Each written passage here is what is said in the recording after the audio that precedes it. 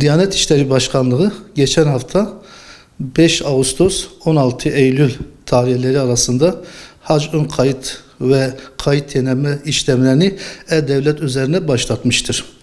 Hacı adaylarımız ilkin bu sene eğer hacca gideceklerse ön kayıt için 750 TL anlaşmalı bankaya verdikten sonra E-Devlet üzerinde kayıtlarını yapabilirler. Daha önce kayıtları olanlar bu sene Diyanet İşleri Başkanlığı kayıtlarını yenilemeyecek.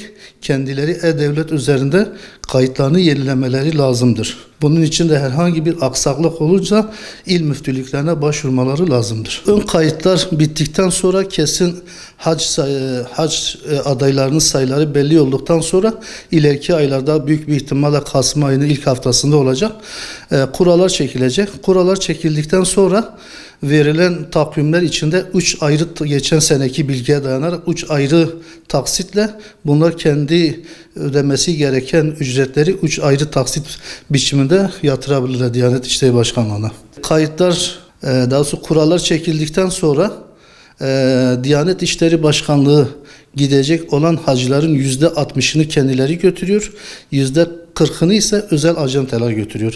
İnzar turizm olarak da biz de Diyanet'te ismi çıkan hacı adalarımızı her yıl götürüyoruz. Yani bu yılda olmak üzere inşallah. Bunu kendileri kendi isteklerine bağlıdır. Eğer kendileri bizimle ya da başka bir özel ajantayla gitmek istiyorlarsa kuralları çıktıktan sonra E-Devlet üzerinde bu tercihlerini yapabilirler.